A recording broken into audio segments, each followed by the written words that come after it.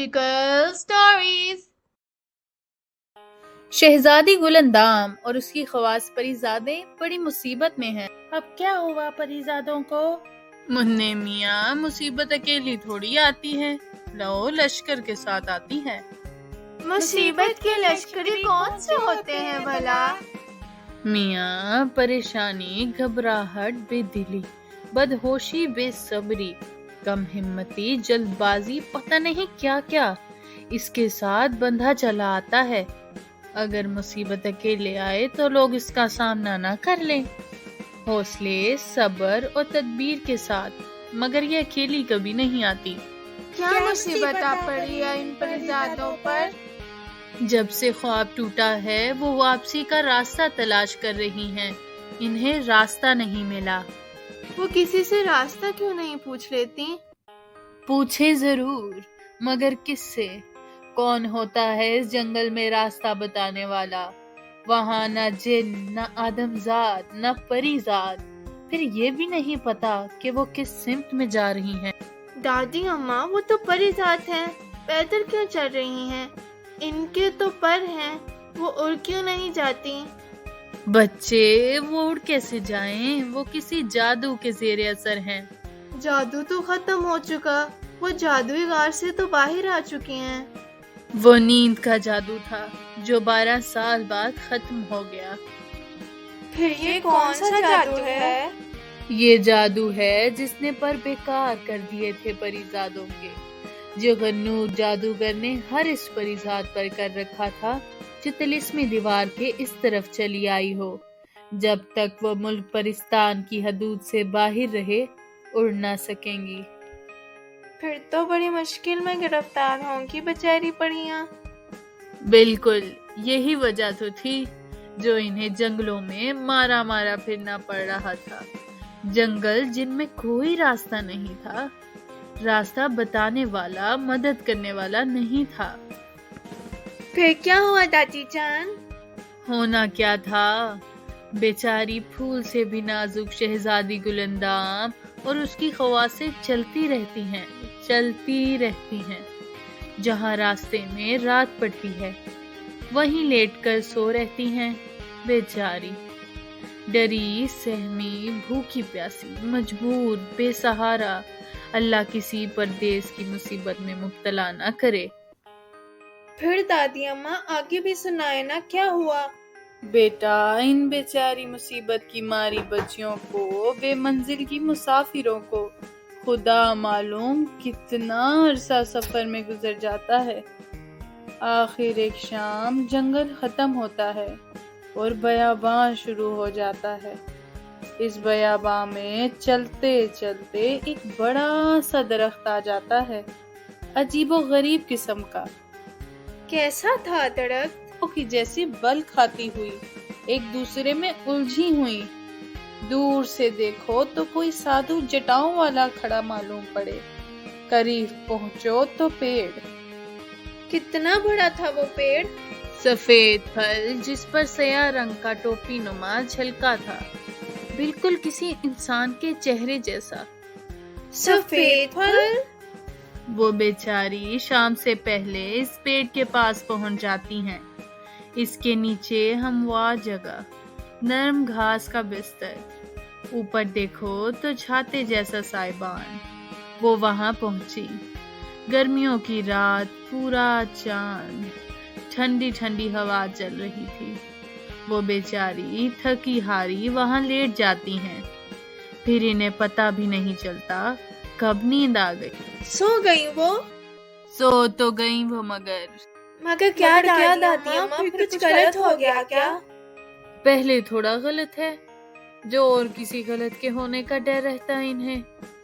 تو پھر کیا ہوا ان کے ساتھ جب وہ درخت کے نیچے سو رہی تھی؟ ہوا یہ کہ جب سب خواصیں بے سدھ سو رہی تھیں، آدھی رات ادھر آدھی رات ادھر، شہزادی ایسے جیسے آدھی سوئی آدھی جاگتی ہو۔ ایسے محسوس ہوتا تھا جیسے کوئی باتیں کر رہا ہے۔ کون باتیں کر رہا تھا دادی رات کے اس وقت، اور وہ بھی بیابان میں؟ درخت پر 2 پنچھی، ایک چکوا ایک چکوی، رات بسرام کو کہیں سے اڑ کر آئے اور ٹھہر گئے۔ یہ دونوں پرندے زندگی میں پہلی دفعہ ایک دوسرے کو دیکھ رہے تھے اور جانتے تھے دنیا میں ان کی جنس کا کوئی دوسرا پرندہ نہیں، صرف ایک دوسرا پرندہ ان کی نسل کا ہے۔ وہ کون ہے؟ کدھر ہے؟ ملاقات سے پہلے انہیں نہیں معلوم تھا۔ ایک عجیب و غریب درخت پر وہ دو پرندے اپنا اپنا ہم شکل دیکھ کر حیران رہ جاتے ہیں۔ کیا بات چیت چل رہی تھی؟ اب ان میں بات چیت چلتی ہے۔ تمہارا نام کیا ہے؟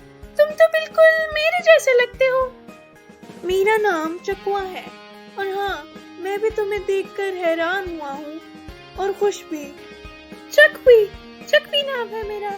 بہت اچھا لگا آپ سے مل کر۔ یہ سرزمین جس پر ہمیں رات بسر کرنی ہے واقعی عجیب اور حیرتناک ہے۔ اور کتنا عجیب و غریب یہ درخت ہے۔ پتہ نہیں کیا کہتے ہیں اس درخت کو۔ یہ سمے کا پیڑ ہے۔ کیا؟ سمے کا پیڑ؟ وہ کیا ہوتا ہے؟ اور یہ کون سی سرزمین پہ اگتا ہے؟ بھولی چکوی، سمے کا پیڑ گزرے کل اور آنے والے کل کے درمیانی حصے میں اگتا ہے۔ مگر وہ کون سی سرزمین ہوتی ہے جہاں یہ پیڑ اگتا ہے؟ یہ آج کے علاقے میں اگتا ہے۔ یہاں سے ایک طرف ماضی کی مٹالی دنیا اور دوسری طرف مستقبل کی دھند میں لپٹا جہان دیکھنے والوں کو دکھائی پڑتا ہے۔ اس دوران شہزادی گل اندام کو ان عجیب و غریب پرندوں کی بات چیت نے نیند سے جگا دیا ہوا تھا۔ وہ اب ان کے درمیان ہونے والی بات چیت کو بڑے غور اور تجسس سے سن رہی تھی۔ گفتگو جاری تھی، آپ بھی سنیے۔ اور جہاں ہم بیٹھے ہیں یہ حال ہے، یہی وہ وقت ہے جو ہم اس وقت جی رہے ہیں۔ یہی ایک پھل ہے جو ہر جاندار کے پاس ہوتا ہے جینے کے لیے۔ مگر کیا؟ مگر سب اس پل کی شاخ پر بیٹھے گزرے زمانے یا آنے والے زمانے میں پھرتے رہتے ہیں۔ اس طرح حال کا یہ پھل ہماری ناقدری کی وجہ سے ہم سے مایوس ہو کر ہم سے روٹھ جاتا ہے۔ پھر روٹھ کر کدھر جاتا ہے؟ وہاں ماضی کی مٹیالی دنیا میں کھو جاتا ہے۔ ماضی جو بیتے زمانے کا قبرستان ہے۔ تو کیا ہم ماضی کی محبت میں مبتلا ہو کر قبرستان کی سیر کر رہے ہوتے ہیں؟ ہماری زندگی اس کے سوا کیا ہے؟ اڑان کہاں سے؟ کس طرف؟ ماضی سے مستقبل کے دھند میں لپٹی اندیکھی دنیا کی طرف۔ اس اڑان میں ہر وہ جگہ جہاں سے یہ گزرتے جاتے ہیں ماضی بیتتی جاتی ہے۔ اچھا، ایسے رات تھوڑی کٹے گی۔ کوئی ایسی بات سناؤ جو اس دنیا میں رہنے والے لوگوں کے لیے اندیکھی اور انوکھی ہو۔ ہاں، سنو، ہمارے اس ماضی اور مستقبل کی دنیا کے پہلو میں ایک اور دنیا ہے۔ ایک اور دنیا؟ وہ کون سی اور کیسی دنیا ہے؟ وہ دنیا کوہ کاف کے برف پوش پہاڑوں کے اس پار واقع ہے۔ جنوں، پریزادوں اور دیوزادوں کی دنیا۔ کیسی ہے وہ دنیا؟ وہاں تو دکھ اور پریشانی بھی کبھی نہیں رہی ہوگی۔ ایسا نہیں، وہاں بھی انسانوں کی طرح دشمنی اور ظلم کا تماچا لگا ہوا ہے۔ کیا ظلم دیکھا آپ نے پریزادوں کی اس دنیا میں؟ بہت ظلم میں نے دیکھا۔ ایک نیک دل بادشاہ کو اس کے جادوگر بھائی نے اسی کے محل میں قیدی بنا کر رکھا ہوا ہے۔ باہر عوام میں مشہور ہے کہ نیک دل بادشاہ کسی بیماری میں مبتلا ہو کر امور سلطنت انجام دینے کے قابل نہیں رہا۔ پرستان کے لوگوں نے ظالم جادوگر کے اس فریب کو سچ مان لیا ہوا ہے۔ اولاد نہیں نیک دل بادشاہ کی کوئی نہیں۔ چاند کے حسن کو شرما دینے والی پریزاد اس کی بیٹی ہے، مگر اس کو بھی اس جادوگر دیو نے اس طرح جادو کے کسی غار میں قید کر کے رکھا ہوا ہے۔ کیسے کرے کوئی مدد ان کی؟ کوئی اتا پتہ ملے کہیں اس شہزادی کا تو۔ شہزادی گل اندام خاموشی سے ان کی باتیں سن رہی تھی۔ اب اسے امید پیدا ہو چلی تھی کہ اس کے دن پھرنے والے ہیں۔ وہ اپنے چچا کی زیادتیوں کا حال جان کر افسردہ ہو گئی تھی۔ پرندے ابھی باتیں جاری رکھے ہوئے تھے۔ شہزادی اگر مل جائے تو بہت آسان ہو جائے گا۔ بتاؤ وہ کیسے؟ اللہ کی مدد سے۔ کوہ کاف کے اس طرف ایک خرگوش پچھلے 12 برس سے پہاڑوں کے نیچے سے بل بنا کر رستہ نکالنے میں لگا ہوا ہے، مگر راستہ نکل کے ہی نہیں دیتا۔ کیوں نہیں نکلتا راستہ؟ بھائی کیسے نکلے گا؟ یہ سب بھی ایک جادوئی بندش کی وجہ سے ہے، جو شہزادی کے اس خرگوش سے ملنے کے بعد ہی کھل سکے گا۔ اچھا، وہ کیسے؟ بھائی ان کے ملنے سے ہی جادو کا طلسم ٹوٹے گا، خرگوش کے لیے راستہ کھل جائے گا، شہزادی اس راستے اپنے وطن میں داخل ہو سکے گی اور شہزادی پرستان میں داخل ہو جائے گی۔ سب جادو خود بخود ہی ٹوٹ جائیں گے، وہ خرگوش بھی جادو ٹوٹتے ہی آزاد ہو جائے گا۔ وہ کیسے؟ اس قصے کو چھوڑو، دعا کرو وہ شہزادی اور اس کی خواصوں کا کہیں سے ہمیں عطا پتہ مل جائے۔ اتنے میں شہزادی سے ضبط نہیں ہوتا، وہ رونے لگ جاتی ہے۔ رونے کی آواز سن کر وہ پرندے متوجہ ہو جاتے ہیں۔ یہ درخت کے نیچے کسی کے رونے کی آوازیں آ رہی ہیں، کون رو رہا ہے یہ؟ بھائی کون ہو اور کس مصیبت میں مبتلا ہو؟ خواب کا ذکر سنتے ہی شہزادی کو اپنے بھولے ہوئے خواب کی ایک ایک بات یاد آنے لگی۔ اب شہزادی اور رونے لگتی ہے۔ کیا ہوا پیاری شہزادی، کیا ہوا؟ کوئی ڈرونا خواب تو نہیں دیکھ لیا؟ خواصیں اور چپ کر آتی ہیں۔ وہ پرندے حیران ہو کر پوچھتے ہیں، جن ہو، پری ہو، انسان ہو، کون ہو تم لوگ؟